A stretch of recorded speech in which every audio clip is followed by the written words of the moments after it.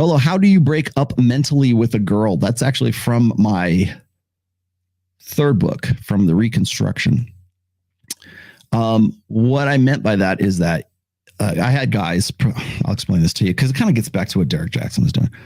Guys will be in like sexless marriages and they'll be like, how, like they don't want to leave their wife. They're really genuinely in love with their wives or their girlfriends or whatever. They just want to get back to fucking. They just want to get back to having a good sex life again because they're in sexless marriages or whatever. And they don't want to leave the girl. They don't want to leave the wife. They just want to turn the sex spigot back on.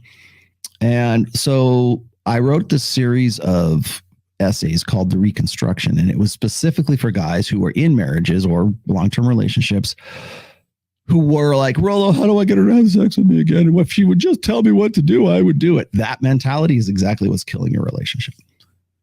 It's like, what can I do? Think about yourself, break up with her in your head. That's the first step. And that's what I meant. You have to, I'm not saying serve her papers. I'm just saying you have to break up with her in your head. It's like, okay, I'm done. Now, if I were single again, if she died, or if I gave her, we were divorced, how would I live? What would I do next? Get in the gym? You should. What would I do?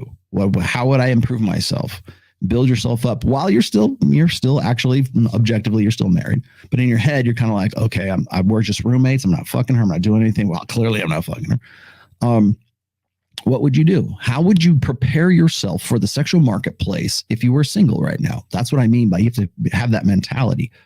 The problem is that when guys get to that point and they go, well, I'm going to improve myself. Then 6 months later, 7 months, 8 months later, they're looking better. They're in the gym. They develop new habits. They think they've given themselves permission to change their minds about themselves. And then the next step is, okay, well, if you were single now, would you get with the woman that you're with? Now is it worthwhile for you? Because the reason why guys don't change is because they're changing for her. They're not changing for themselves. They're not changing because they're put on the spot. If you were single today, you would develop a set of habits that are much different than if you're the lifestyle, the comfortable routine lifestyle that you're living in right now with your wife or your girlfriend or whatever who won't have sex with you. You're living a different way. That's why I say you have to mentally break up with that girl, divorce that wife that won't fuck you in your head at least, and say, okay, that's what our relationship's about right now. What would you do?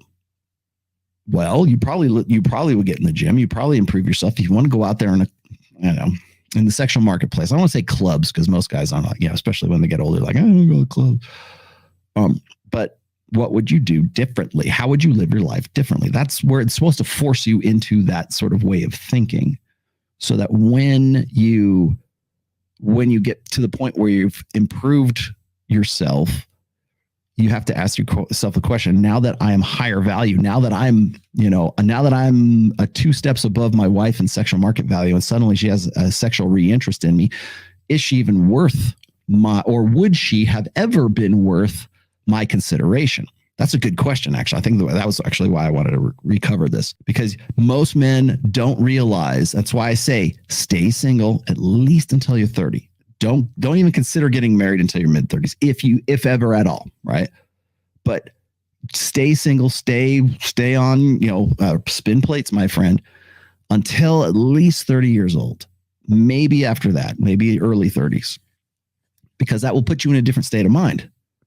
Because now you're going to go, okay, because I have to impress upon young men, especially when they're 19, 20 years, 21 years old, that your life is going to be much different when you get to be 30, 31 years old. Because what happens, and this has been my experience over the course of the 20 years I've been in the manosphere, is I'll get guys who are like 29, 30 years old, 31 years old. And they'll go, Rollo, man, all these girls from my high school are hitting me up on Facebook. And now they wouldn't give me the time of day, but now they've taken an interest in me. I don't know, man, maybe I just been living the right life. And I'm like, no, they're desperate.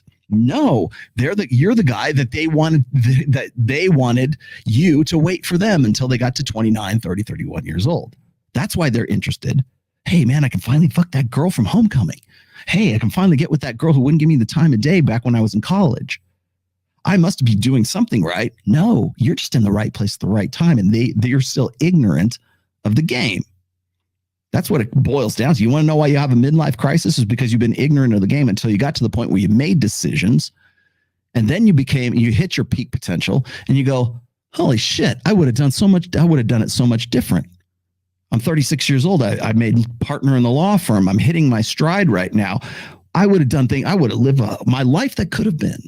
I would not have gotten married at 28 years old. I would not have had a kid at 30. I would not have done these things had I known then what I know now. Had I been the Derek Jackson that I am now, back when I met that girl, I would never have got with her because there's so many hot bitches I would have been with.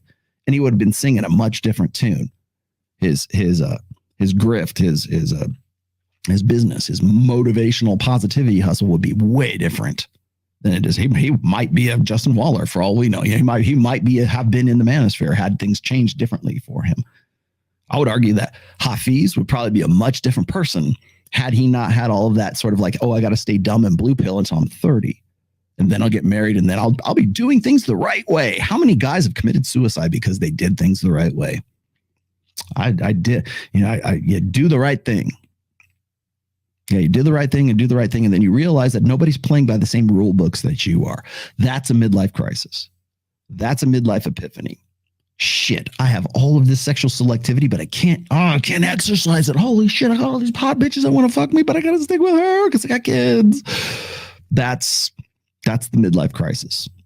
I'm going to go buy a sports car. Women want it. The reason why women shame guys for the midlife crisis is because they're trying to keep them in the box. They're trying to keep them on the plantation. They're trying to keep their heads out of what could be. Hey, mister, your dedication's to me. It's better if the guy is actually in love with the woman and wants to stay with her and wants to have a relationship. It's way better if he's like the one who says, okay, I see value in this. It's different when that guy gets to the point where he's finally got to his peak potential and his wife has not kept up with her, doing her best to stay as close as she can to him. I think that's the main problem. One of the reasons why guys divorce their wives after a midlife crisis, or they get to be the Tiger Woods or the Derek Jacksons, right? The reasons why those women are in a really tough spot is because they felt like they are entitled, regardless of how fat they get, how old they get, how many kids they have, whatever, that because he's got dedication he's committed to me and the Lord, that's what he's got to do. He better show up on time when I tell him the dinner's ready. Right? That if mama ain't happy, ain't nobody happy. That is a convention to keep that guy from realizing his peak potential and what his selectivity is. And don't get any bright ideas, mister.